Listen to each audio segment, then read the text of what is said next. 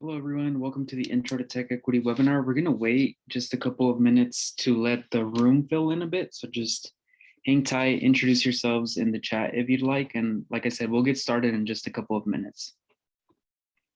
And I'll keep repeating this message a couple of times. So sorry if you hear it.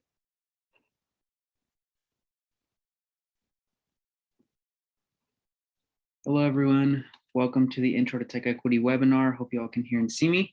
Like I said, we're going to get started in just a couple of minutes. We're just letting the room fill a bit, waiting for some late arrivals. So we'll get started at 12:03, if not a little sooner.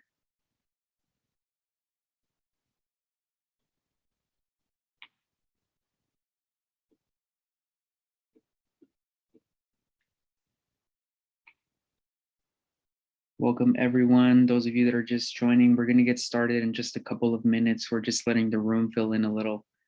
Introduce yourselves in the chat if you'd like, or just hang tight. We'll get started shortly.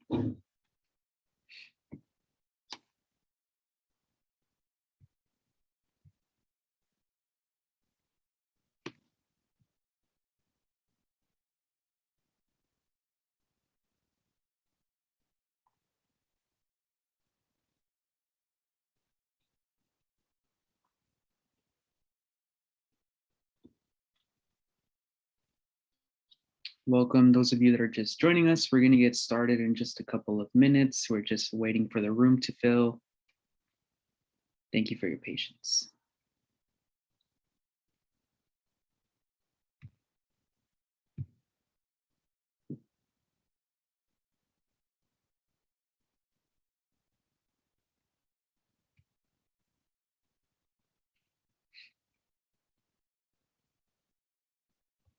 Okay, I think everyone is in. We're going to go ahead and get started. Switch the slide. Cool. So hello, everyone. Thank you for joining our Intro to Tech Equity webinar. If you're having any trouble hearing or seeing me, please drop it into the chat. But the webinar will also be recorded, and we'll be sending out a link with the video and a link with the presentation slides afterwards in case you miss anything. My name is Herman Calderon. I'm the community manager at TechEquity Collaborative. So in my role, I get to engage with our supporters at events, at volunteer opportunities, or anytime there's a connection between our network and us. So now I get to engage with you all here. So feel free to drop in any questions into the Q&A as we go, but we won't answer those questions until the end. A little bit about what we'll be talking about today. We'll talk about why TechEquity exists as an organization. We'll talk about key issues we've identified to help us understand the problems that need to be solved. And we'll talk about how we can take action to address some of our most pressing economic issues. But before we get into that, I want to talk a little bit about why we're here in our current climate. So why are we here? Well, TechEquity got started because some of its founders and early members saw that there were symptoms of growing inequity within their neighborhoods. And they understood that there was this perception that tech and tech workers were the cause of these problems. And so they noticed things such as rising rents, increases in displacement, increases in traffic, and increases in people experiencing homelessness.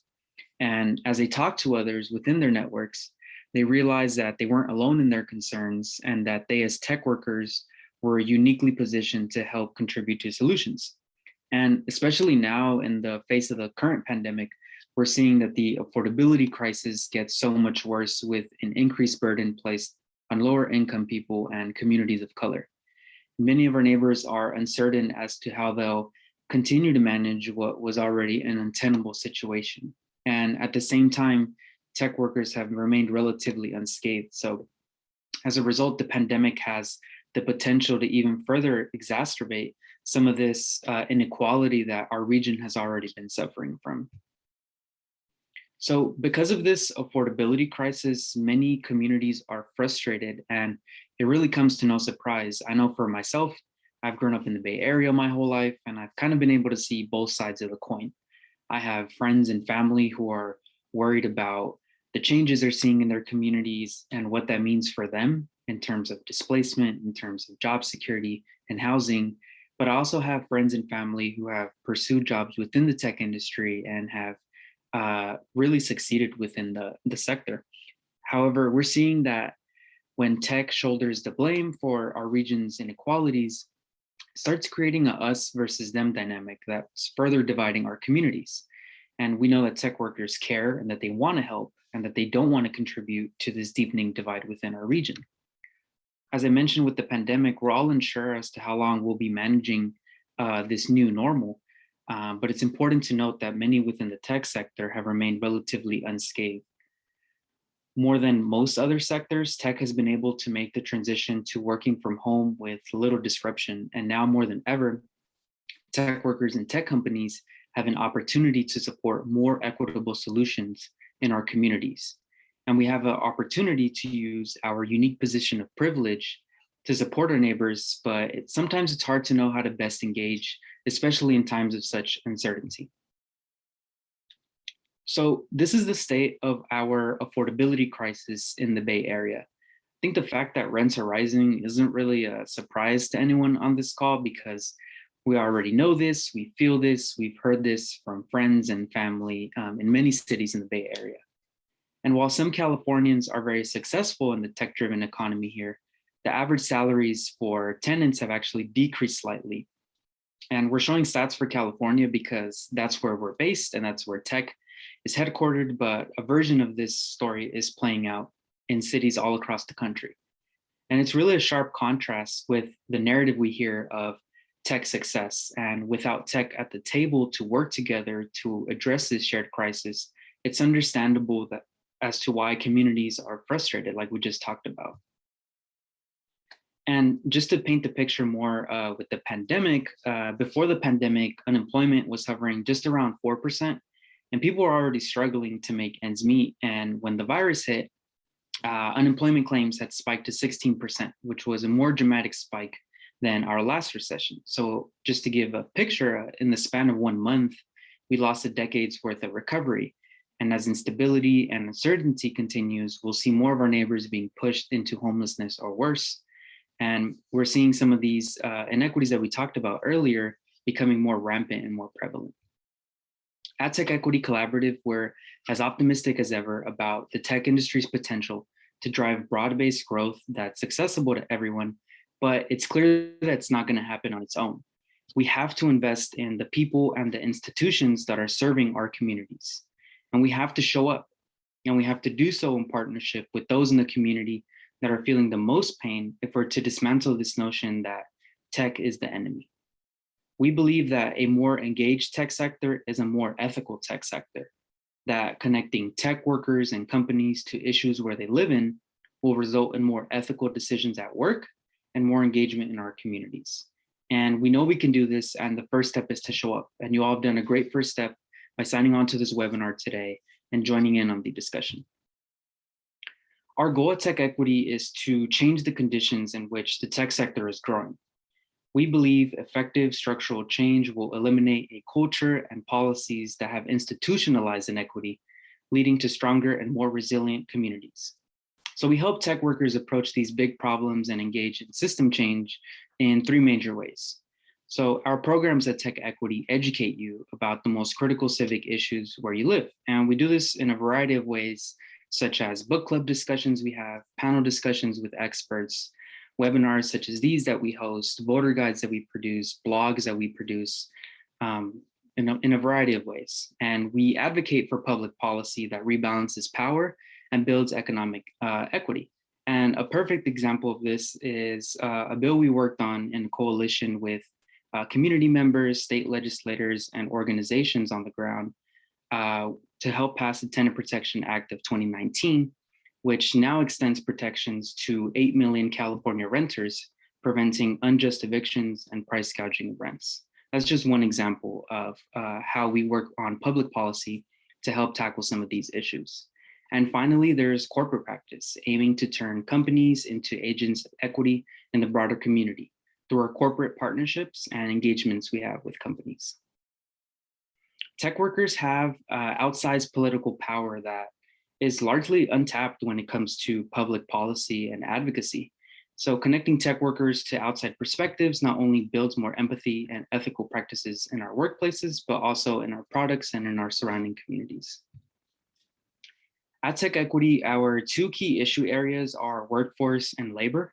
So while housing costs are a core part of much of what our region is feeling and what California and many other cities are feeling, these issues really are intertwined and intersect in a variety of ways because where you live affects your access to opportunity, and what job you have affects where you're able to afford to live. Our goal at TechEquity is bold, comprehensive change by companies and government that's led by the tech workforce.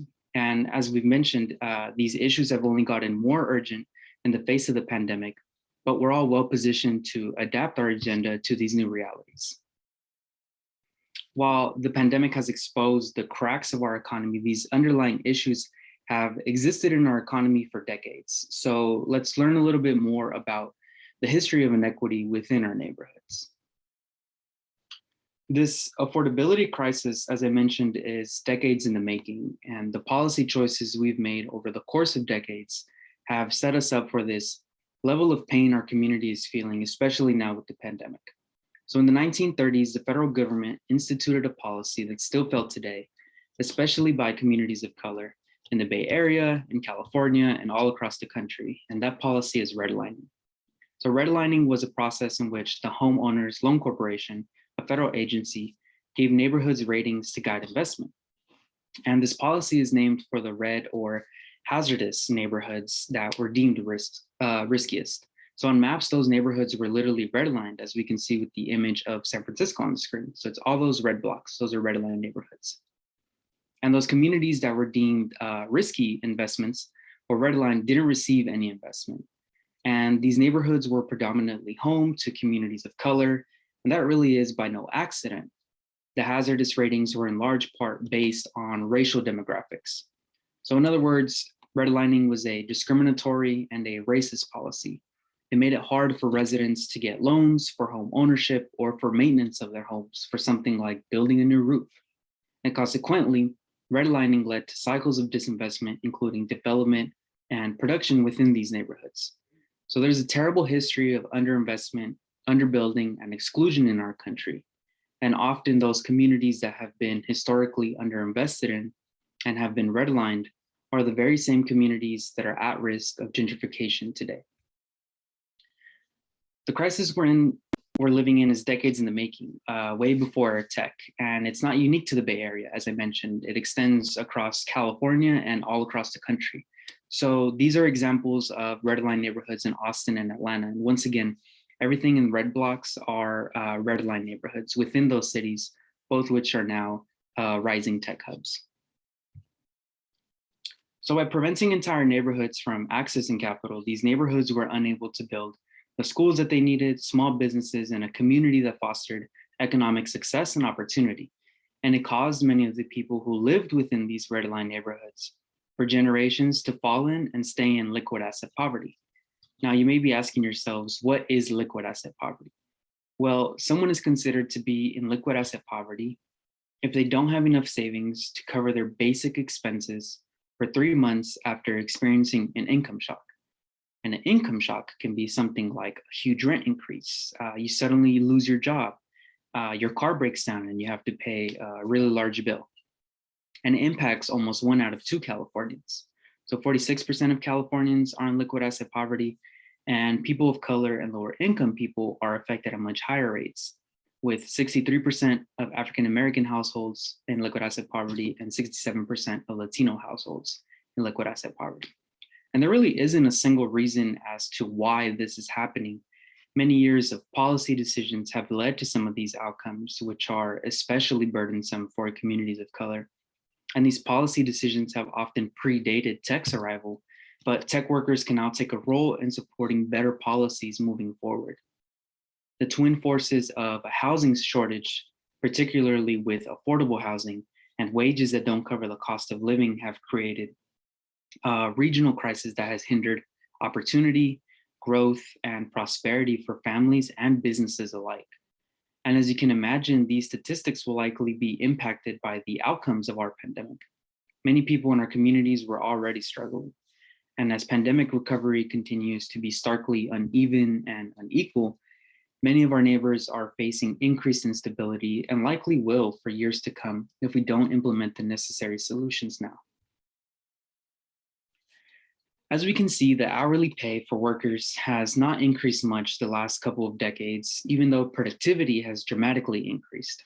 According to the Economic Policy Institute, the share of workers covered by a collective bargaining agreement, aka unions, dropped from 27% to 11.6% between 1979 and 2019, meaning that the union coverage rate is now less than half where it was 40 years ago. And this means that employees have less bargaining power to advocate for pay rates in alignment with the work that they're delivering. While all workers have lost out because of this, Black, Indigenous, and people of color are the most impacted.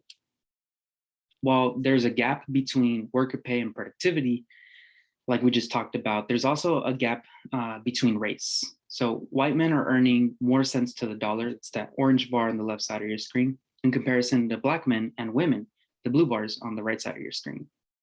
Black, Indigenous, and people of color are getting paid less, and disproportionately, they're not able to afford living in cities that are providing good jobs. So the cost of living here were already high. So let's take a look at what a worker earning minimum wage fares in the current rental market. So this is what it takes to afford an average 2-bedroom apartment in San Francisco. So if you're making $133,000 a year, you can afford the average 2-bedroom working a regular 8-hour day. However, if you're making minimum wage in San Francisco, you need to work 40 hours a day to afford that 2-bedroom. Again, if you're making minimum wage, you need to work 40 hours a day to afford that 2-bedroom. There's only 24 hours in a day, so we're actually setting up people in an impossible situation for low-wage workers to be able to afford living in the cities where they work. And this problem persists all across the country. So even though costs in burgeoning tech cities like Austin, Denver, Atlanta aren't as high, the cost of living is still unreasonable for anyone that's earning minimum wage. And in San Francisco, it's not just people outside the tech sector that are struggling to afford the city. There's this common misconception that all tech workers are paid these lavish salaries. However, not every salaried employee is making 6 figures. Some salary tech employees, like those in customer success or in marketing, are paid salaries that are still considered to be low income in the Bay Area. And even further away from this image of a wealthy tech worker are the thousands of contractors and contingent workers like security guards, custodians, cooks, bus drivers, who are working long hours to maintain tech companies, but are receiving minimum benefits and are not paid as much. So you have to have a good salary to afford your apartment. But why is your apartment so expensive to begin with? Well, rents are going up due in part to lack of supply. And this chart is showing us what we should be building. So the state sets goals for how much housing local communities should build in order to keep up with demand and population growth. And these are called RHNA goals, RHNA, and that stands for Regional Housing Needs Allocation. So as you can see, we're doing a pretty good job in meeting our RHNA goal for the above moderate income housing bracket. That's that big blue bar on the right side of your screen. And that's affordable to people making that good salary like we just talked about. But we're not building anywhere close to enough housing for lower and moderate income people. Those are the 2 red bars on the left side of your screen. As housing costs have skyrocketed with production of affordable housing not being matched, working class residents and communities of color have been driven out of our urban core and pushed into the outer edges of our region, further away from job centers and supportive services. And some residents have been displaced from the region altogether. So remember when someone tells you that we just need to build more housing. It's important that we ask them, build more housing for whom? Again, we're not building enough housing at lower levels of affordability. Because we're not building enough housing that's affordable for lower and middle income people, they're unfortunately leaving our communities at higher rates while folks with higher incomes are coming in and staying in. So this chart is showing us how people in lower incomes, those orange bars, have left San Francisco at higher rates while people with higher incomes have increased migration into the city.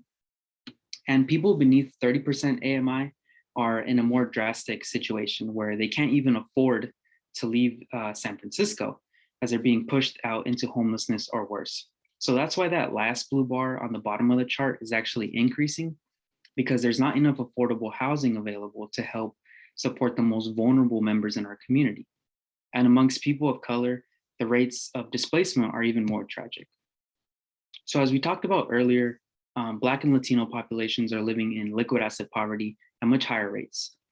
Furthermore, Black and Latino populations have been leaving San Francisco at higher rates over the past couple of years. A combination of discriminatory housing laws, low wages, a lack of affordable housing production have really created this crisis of displacement.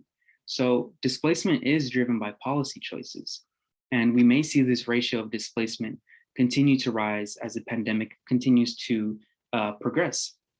And the folks who are the most rent burdened are in low wage jobs, and low wage jobs are getting hit the hardest by this crisis. And we can't build our way out to solve our problems, but it is true that we don't have enough homes for people. The good news is that members at TechEquity are showing up for the community. Tech workers are members of the community and should be at the table working together alongside non-tech community members. And together we can advocate for solutions to our most pressing shared problems. We have to work together to address these underlying issues that are driving inequity within our tech economy. So as you can see, the affordability crisis we're living out today is the result of years and years of bad policy choices. But the good news is that we can make a different set of choices moving forward.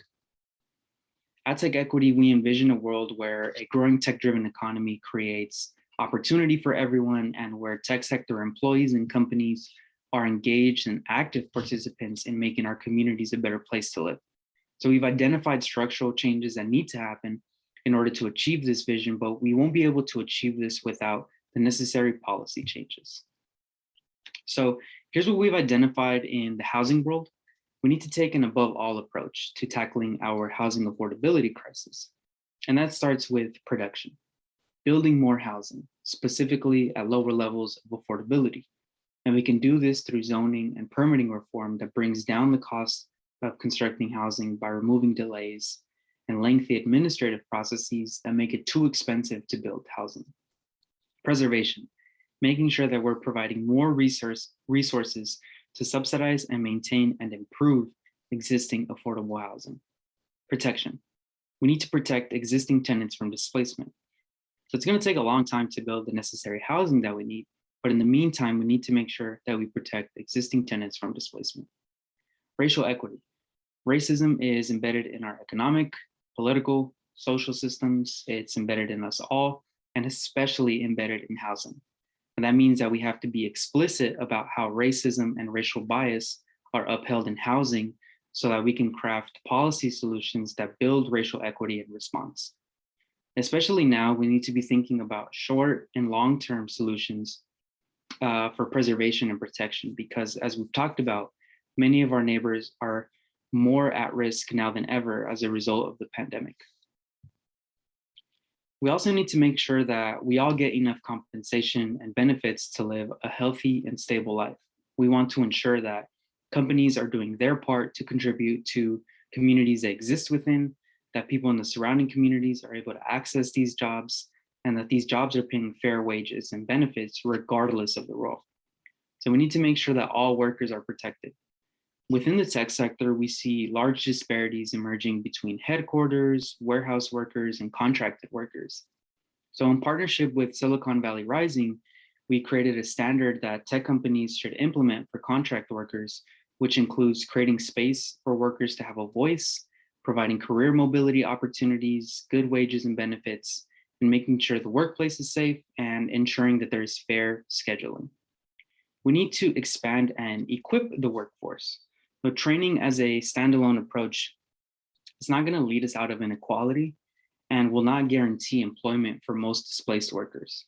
In order to solve this crisis, we must undertake multiple strategies, massive job programs, high labor standards and protections for all jobs, and innovative recruitment training and development of new and diverse talent. At the same time, the tech industry has an imperative to make its employee base more representative of the population at large. not just to create broader economic opportunity, but because companies with diverse representation at all levels are more likely to be successful than those that aren't. And last, we need to make sure that everyone's basic needs are met. We need a new social contract that ensures everyone has the basics to survive. We must strengthen our social safety net so that no one falls through the cracks. So once again, there are tons of ways for you to get involved. We host educational events and social events that are coming up. And the first one is next Thursday, January 27th, I believe, from 12 to 1 p.m. on the corporate takeover of the American dream. We also have a book club discussion with the author on how to talk to your boss about race coming up in February. If you're interested in public policy, you can support our contract worker disparity project, supporting fellow contracted workers at your companies. And for corporate practice, we offer a wide range of services to companies and provide ways for them to get more involved on the issues from employee engagement to policy advising. So as I mentioned, we're going to be sending out an email after this, so you can just follow up on the email. We'll connect you with our corporate partnerships manager. So this is how we work. We try to make it as accessible and as easy as possible to plug in, but making sure that we're still building community in the process. So last year, we were excited to continue our work in the housing and the labor spaces through creating ethical work practices in tech, tackling algorithmic bias in housing that further drives inequality and upholds systemic racism in the housing market, and crucial housing policies that are protecting and bringing relief to our most vulnerable communities. So what can you do today? As I mentioned, you can do three things right after you get off this call. You can tell a friend about our work. You can become a member or sign up for a community conversation, which are about 30-minute check-ins with myself or someone on our staff. So you could talk one-on-one with us, ask more in-depth questions, and just figure out how you'd like to participate with the organization. Or you can take action with us by becoming a civic tech volunteer on one of our projects or supporting our contract worker disparity project. So now I'll take some time to talk a little bit about past priority legislation we worked on during the 2021 legislative year.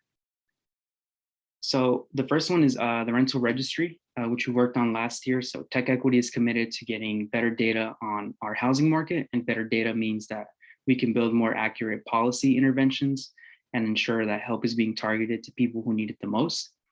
TechEquity is working on a number of campaigns to get better data on housing and ensure that that data is being used fairly through our rent registry and algorithmic bias in housing initiatives.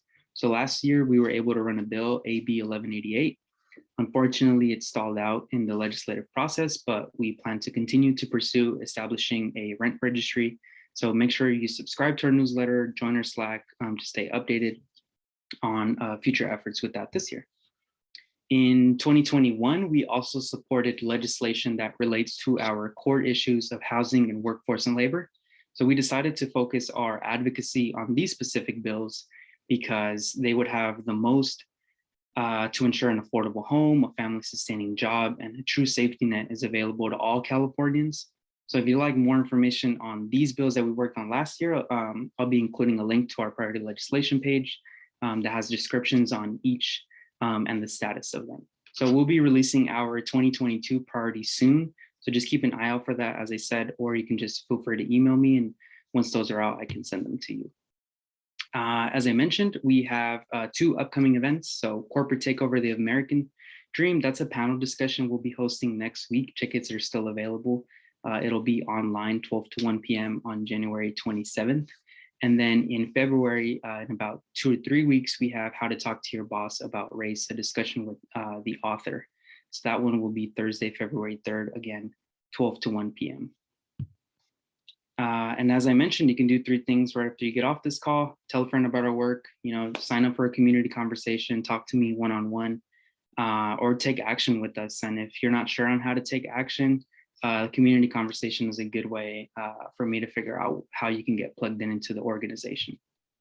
So I'm sure that was quite a bit of information. So now is the time for questions. If you have any questions, please drop those into the Q&A box. As I mentioned, we'll be sending out a follow-up email with a recording of the presentation we'll link the slides to the presentation. You should get that later this afternoon or this evening. You can also reply to that email if you think of a question later on.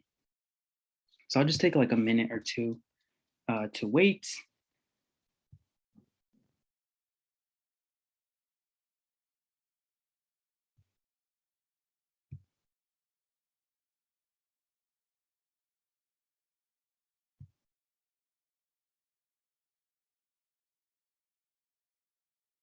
Yeah, we have a question on algorithmic bias in housing. Yeah, so this is an initiative we've been working on, especially now with certain tech companies working in the housing space on algorithms that they use for their platform. So when we think of housing tech firms like Zillow, Redfin, so how is there bias within those algorithms and what can we do for them? I can link to you a couple of, in the follow-up emails, a little bit more explaining the project. Just, I don't have anything off the top of my head, sorry for that, but I can get more information to you a little bit afterwards. And I think we also had an event last year, which I can also link the recording to, with a bit more information on what we mean by algorithmic bias within the housing space. That's a good question.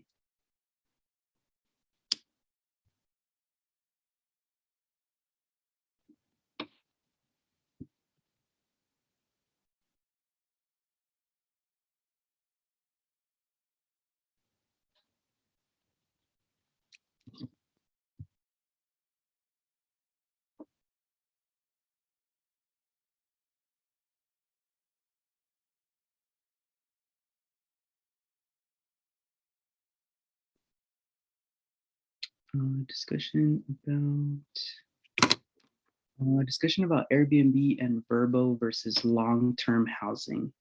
I'm not too sure about that, but if you can email me afterwards, I can either send you more information or connect you with someone on our staff who can answer that question. But I think that's it for now. I'm not seeing anything else. So I just want to thank everyone for your time.